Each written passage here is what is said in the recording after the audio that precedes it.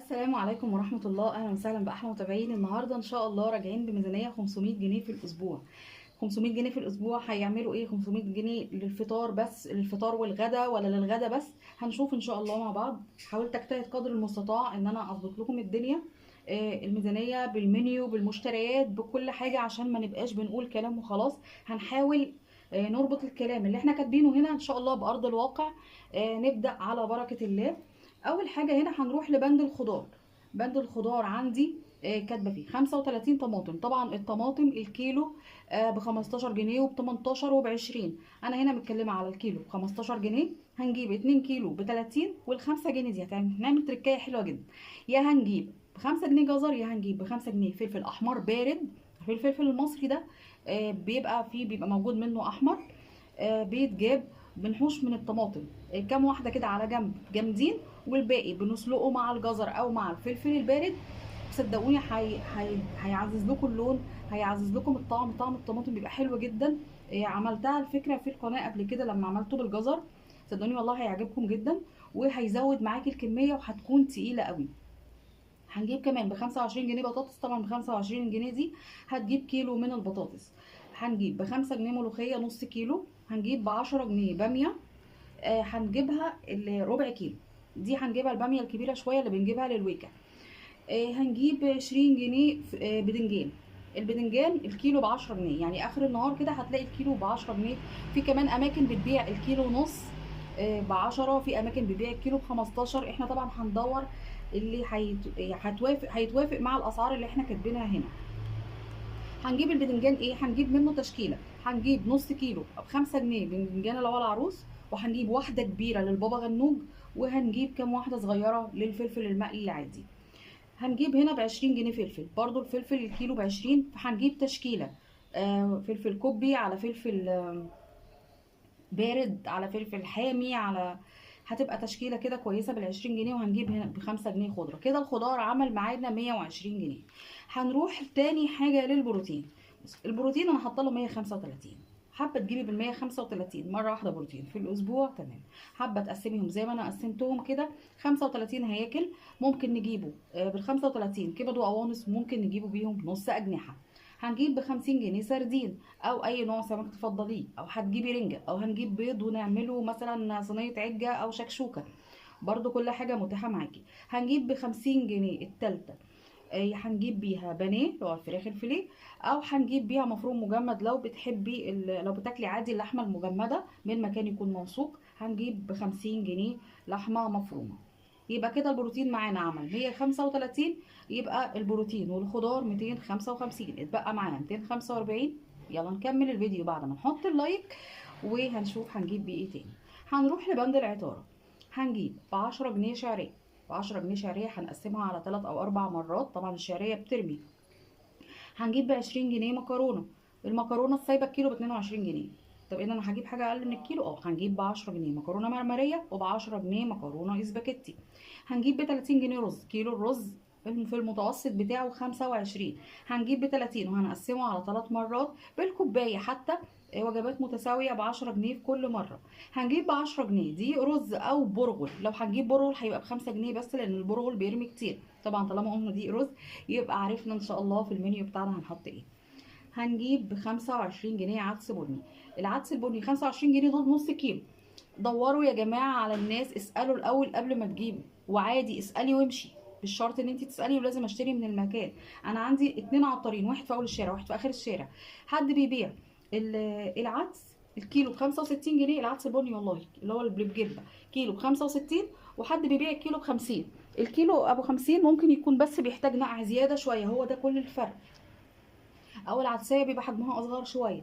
تمام. هنجيب النص كيلو. هنشوف برضو ان شاء الله هنطلع منه حاجتين كويسين جدا. هنجيب ب 5 جنيه بيكنج باودر وفانيليا او خميره، على حسب. احنا هنتكلم بعد كده في كيلو دي هنشوف هنعمل بيه ايه. لو مثلا هنعمل بيه كيكايه يبقى هنجيب بيكنج باودر وفانيليا، او لو هنعمل مثلا بسكوت ال10 دقايق، او ممكن بالكيلو ده نعمل قراقيش هتنفعنا قوي قوي في وجبه مثلا العشاء او في وجبه الفطار. هنا العطاره عملت معايا 100 جنيه، يبقى كله 355. اتبقى معايا 145. لو هنعتمد الميزانيه 500 جنيه لوجبه الغدا بس طول الاسبوع، يبقى ال 145 دول هنزودوهم على المشتريات دي اللي انا مخصصاها اصلا للغدا. يعني كل المشتريات دي للغدا، مفيش حاجه منها تطلع مثلا لفطار او عشاء طبعا اكيد. هنيجي لبند الفطار، هجيب ب20 جنيه فول تدميس. هجيب فول هيبقى نص كيلو، هندمسه كويس، وبعد كده هزود معاه بصلايه بقى وطماطمايه بعد ما يبقى خلاص استوى. بصلايه، ممكن كمان واحده فلفل كوبي من اللي احنا جايبينه، وهيتضرب في الخلاط.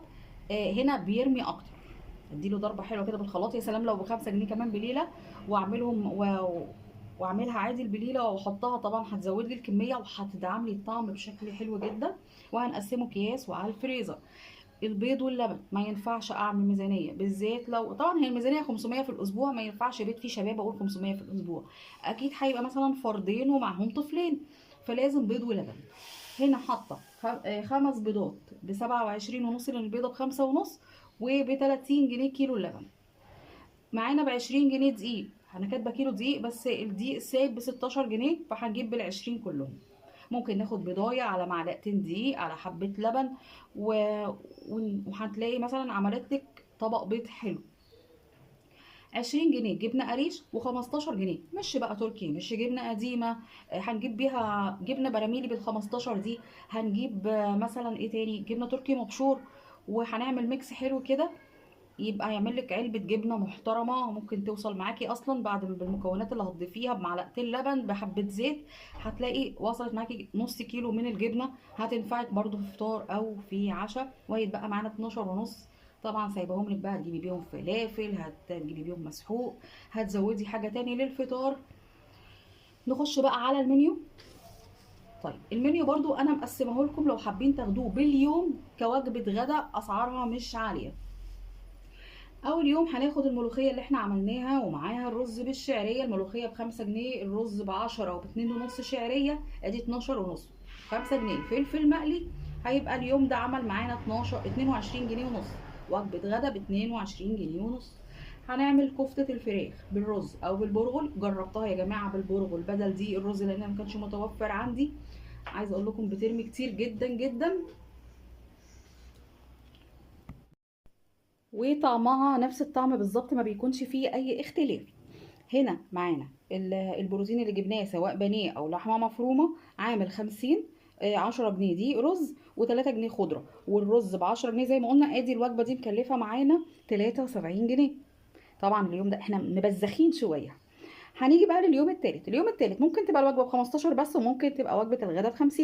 الهياكل او الاجنحه او ايا كان اللي احنا اتكلمنا عليها، لو ضفناها معاها بال10 جنيه باميه، معاها الباذنجان العروس اللي احنا قلنا عليه هنقليه وهنعمله كده بالخل والثوم.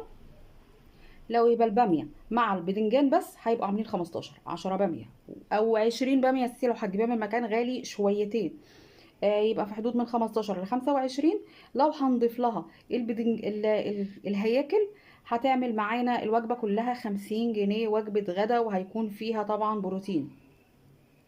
رابع يوم العدس بالجبه. انا قلت معاكم ان احنا هنجيب نص كيلو عدس بجبه ب25. احنا مش هنطبخه كله، احنا هنحوش الاول. عايزاك يا ست الكل بكوبايه الشاي تحوشي لي كوبايه حوالي، يعني ناقصه حبه كده شويه، مثلا كيلو كوبايه الا ربع، او تشيلي منها مثلا معلقه كبيره كده من على الوش، والباقي هنطبخه. وطبعا الحبه دول هنعمله بيهم حاجه تانية. وهتعملي معاهم بقى شويه بدنجان مقلي كده، وعلى وشهم برده شويه خل وتوم، او عليها رشه ملح بس كفايه قوي.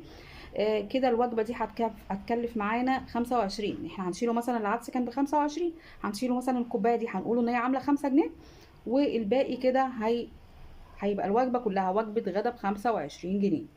هنيجي لليوم الخامس. صينيه السردين. صينيه السردين هتكلفني السردين بس 50. طبعا انا عارفه ان بيبقى فيه طماطم وفيه، بس احنا جايبين طماطم وهيشيل منها ايه حبه جامده على جنب، هنقطع لنا واحده على بصلايه على قرن فلفل، وهنعمل صينيه سردين كده محترمه. وهنعمل معاها واحده البابا غنوج اللي احنا اتكلمنا عليها، وهنعمل بطاطس. هناخد نص كيلو من البطاطس، طبعا النص التاني هنضيفه للفطار.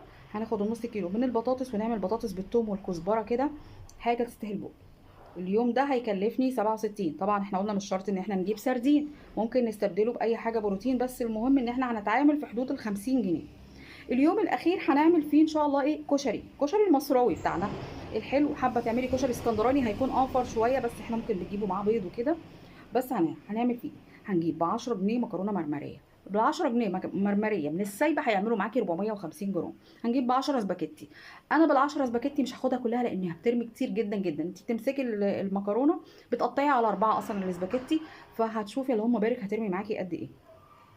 هاخد منها حبه والحبه التانيين هخليهم، وممكن يتعمل بيهم اي حاجه، ايه صنف حلو يتعمل بيهم، إيه اطباق عزيزه كده صغيره.